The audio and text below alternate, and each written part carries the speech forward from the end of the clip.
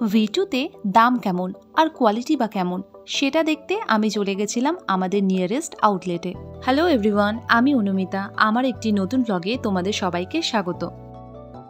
মোটামুটি all over India V2র সমস্ত আউটলেটে কালেকশন আর প্রাইস সেমই থাকে। তো চলো তোমাদেরও দেখায় কালেকশনগুলো। একদম গ্রাউন্ড ফ্লোরে থাকে জেন্টসদের এরিয়া। এখানে এই ব্ল্যাক জ্যাকেটটা দেখেছো, কি সুন্দর না? এটা ওই 1000-1200 মতো ছিল।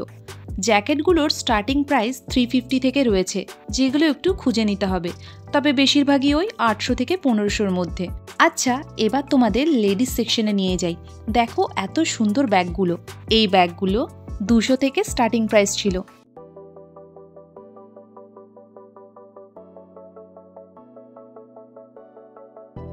এখানে বাচ্চাদেরও কিছু আইটেম ছিল আর স্টেশনারিও ছিল।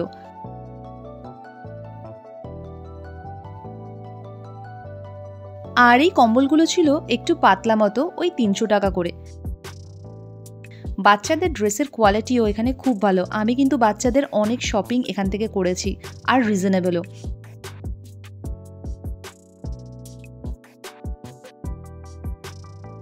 আমি আমার জন্য রেগুলার ওয়্যারের কিছু ট্রাউজার দেখছিলাম।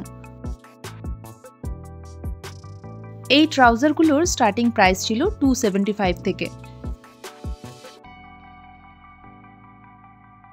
কিন্তু উইন্টার কালেকশন বলে নর্মালের সাথে সাথে উলেন প্যান্টও ছিল, যেগুলোর প্রাইস ওই 600 মতো ছিল।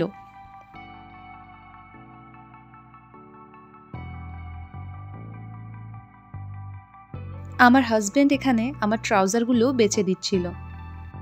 এখানে অনেক রকমের ট্রাউজারের কালেকশন ছিল, ভেলভেট, উলেন।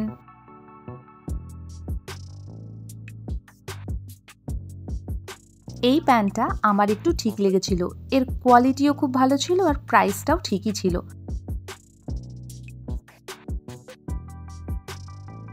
তো আমি এই দুটো প্যান্ট নিয়ে চলে গেছিলাম ট্রায়াল রুমে, আর লাস্টে এই দুটোই প্যান্ট আমি নিয়ে নিয়েছিলাম, যার মধ্যে গ্রিনটার প্রাইস ছিল 475 আর ব্রাউনটার প্রাইস ছিল 600। আর কিছু সোয়েটারও দেখছিলাম, ওগুলোর কস্ট ছিল সব ওই 500 থেকে স্টার্ট।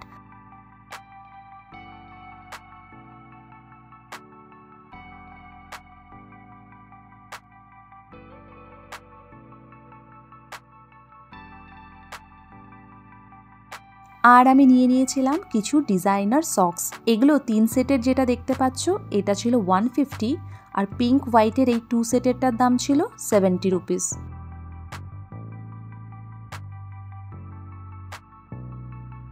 শুধু উইন্টার বলে না, এর আগেও V2 থেকে আমি দুর্গাপূজাতেও অনেক শপিং করেছিলাম। আমার সত্যি বলতে গেলে V2র কোয়ালিটি খুবই ভালো লাগে।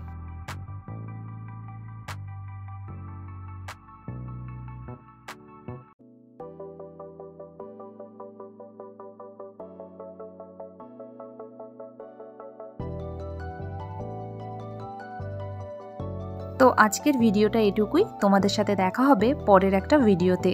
বাই।